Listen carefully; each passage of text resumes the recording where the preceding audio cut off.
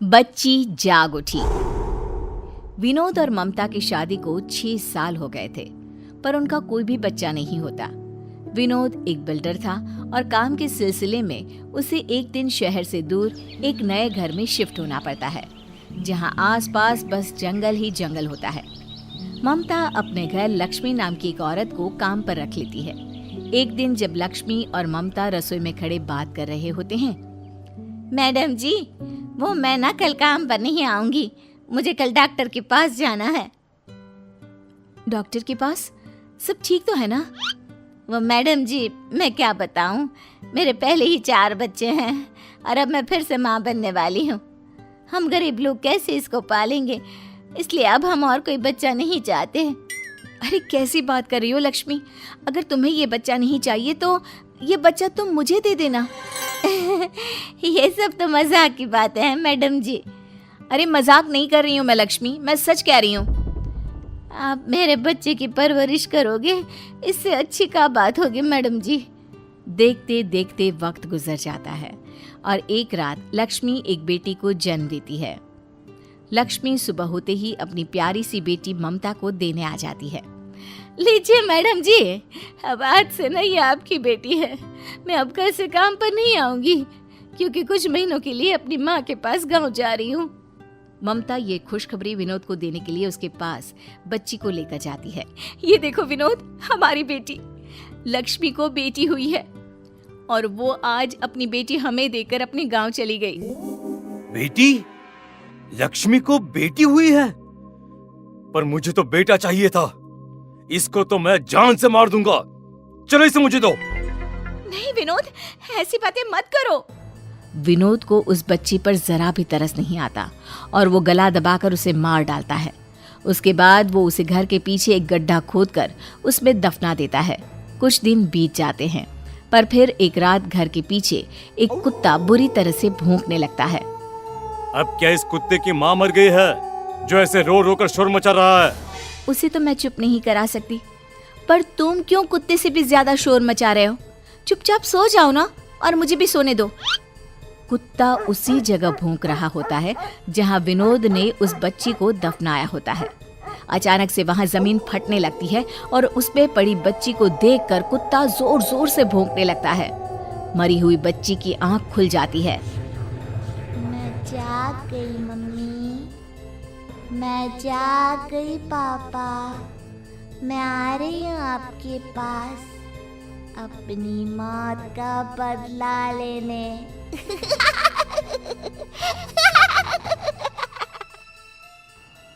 अगली रात ममता पानी पीने के लिए रसोई में जाती है और उसे वहां एक दूध की बोतल दिखाई देती है। बोतल के पास एक डरावनी बच्ची खड़ी हुई दिखाई देती है जो और किसी को नहीं देखती। दूध की बोतल? पर हमारे घर में तो कोई बच्चा नहीं है। तभी ममता को एक छोटे से बच्चे की रोने की आवाज आने लगती है।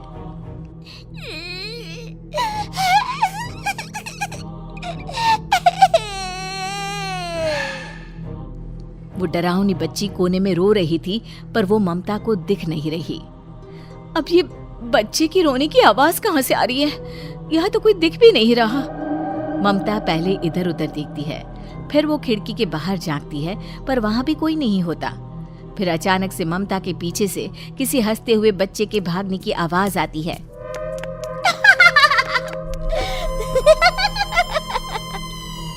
ममता पीछे मुड़कर देखती है, पर उसे कुछ नहीं दिखता, बस बच्चे की हंसने की आवाज आती है। कौन है आखिर यहाँ? मेरे सामने आओ। माँ, मैं हूँ। मैं और माँ? कौन है? यहाँ सामने आओ। ममता बहुत डर जाती है और भागते हुए अपने कमरे में जाकर कंबल ओढ़कर सो जाती है। सुबह उठकर उसे लगता है कि बस वो एक डरावना सपना था और कुछ नहीं। पर फिर शाम को जब ममता अपनी अलमारी में कपड़े ठीक कर रही होती है, तभी उसे वहाँ छोटे बच्चों के कपड़े और खिलौने मिलते हैं। ममता उसमें से एक गुड़िया को हाथ में उठाती है। अब ये क्या है? ये सब यहाँ कैसे आ गया? मम्मी, मैं आ गई। ममता डरकर उस गुड़िया को दूर फेंक देती है। गुड़िया तभी एक डरावनी बच्ची का रूप ले लेती है। तुम बहुत बुरी माँ हो, तुम मुझे बिल्कुल प्यार नहीं करती। तुम्हारी माँ नहीं हूँ। डरावनी बच्ची हवा में उड़कर आती है और ममता के गले से चिपक जाती है। तुम ही मेरी माँ हो, समझी? मार डालूंगी तुमको अगर दोबारा ऐसा बोला तो। छोड़ दो मुझे, मैं मर जाऊंगी, छोड़ दो मुझे। जा रही हूँ माँ, पर मैं घर में वापस जरूर आऊंगी। वो डरावनी बच्ची हवा से उड़ती हुई खिड़की के बाहर निकल जाती है और गायब हो जाती है। हे भगवान, ये सब क्या था? ये क्या हो रहा है? ममता सारी बात विनोद को बताती है, पर विनोद उस पर यकीन नहीं करता। ममता के दिमाग में हर वक्त वही सब चलता रहता है। फिर अगले दिन जब विनोद बगीचे में घूम रहा होता है तो उसे वो जगह खुदी हुई मिलती है जहां उसने उस बच्ची को दफनाया था। अरे, ये जगह किसने खोद दी? कहीं किसी को मेरा सच तो पता नहीं चल गया? विनोद अंदर गड्ढे में देखता है तो वहां से वो बच्ची गायब है। ममता, ममता, जल्दी आओ। क्या हुआ? क्यों शोर मचा रहे हो? ये देखो, यहाँ किसी ने खोदा और वो बच्ची की लाश भी यहाँ से गायब है। हे भगवान, कुछ दिनों से इस घर में सब अजीब अजीब चीजें हो रही है। बस कुछ दिन का काम और बचा है, फिर तो हम सब इस मनहूस जगह से हमेशा हमेशा के लिए चले जाएंगे। तभी वो डरावनी बच्ची उन दोनों के सामने आकर खड़ी हो जाती है। किसी को नहीं जाने दूंगी मैं यहाँ से।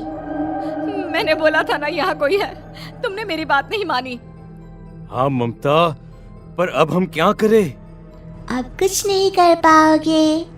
अब तो तुम दोनों को मैं अपने साथ ले जाऊंगी और फिर मैं हमेशा अपने मम्मी पापा के साथ रहूंगी। आखिर तुम कौन हो? क्यों तुम हमें अपने माँ बाप बताती हो? क्योंकि मैं वही बच्ची हूँ जिसे तुमने मार कर यहाँ दफना दिया था। अब मैं भी तुम दोनों को मार कर इसी जगह दफनाऊंगी।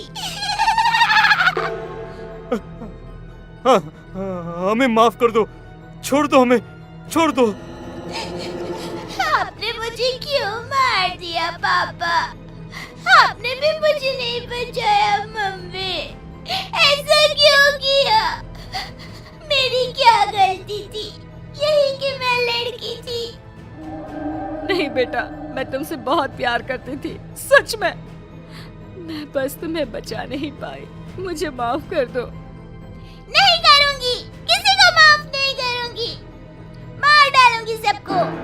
वो डरावनी बच्ची विनोद और ममता दोनों का गला पकड़कर हवा में उड़ा देती है। दोनों का दम घुटने लगता है, पर तभी अचानक वो बच्ची दोनों को छोड़ देती है और आग में जलकर राख हो जाती है। फिर ममता और विनोद की नजर वहां खड़ी लक्ष्मी पर पड़ती है, जो किसी छोटे से बच्चे के कपड़े जला रही होती है। लक्ष्मी, तुम कब आई और ये सब क्या कर रही हो? मैं 4 दिन पहले ही गांव से वापस आ गई और आते ही सबसे पहले अपनी बेटी को देखने आई, पर इस घर की नौकरानी ने बताया कि इस घर में तो कोई बच्ची है ही नहीं और ना कभी उसने किसी बच्चे के बारे में सुना। आप लोग भी उस वक्त घर पर नहीं थे कि मैं आपसे पूछती। मुझे कुछ ठीक नहीं लगा और जब मैं वापस जाने लगी तो मैंने पीछे बगीचे में अपनी बच्ची के गले में पड़े लॉकेट को आधा ज़मीन में दबा हुआ देखा। मैं तब से तुम लोगों पर नज़र रखे हुए हूँ और मुझे सब पता चल गया कि मेरी बेटी मर चुकी है और अब उसकी आत्मा तुम लोगों को कैसे परेशान कर रही है। मैं उसके बाद अपनी बेटी की आत्मा की शांति के लिए पंडित जी के पास गई और उन्होंने मुझे बताया कि जो कपड़े मेरी बेटी ने सबसे पहले पहने थे, अगर मैं उन्हें जला दूंगी तो उसे मुक्ति मिल जाएगी। मेरी बेटी को मैंने मुक्ति दिला दी है और मैंने पुलिस को भी फ़ोन कर दिया है। अब आपको आपके किए की सज़ा भुगतनी पड़ेगी। ममता और विनोद बहुत रोते गिड़गिड़ाते हैं, पर कुछ ही देर में पुलिस आकर दोनों को अरेस्ट करके ले जाती है। उसके बाद लक्ष्मी वहीं बैठकर खूब रोती है।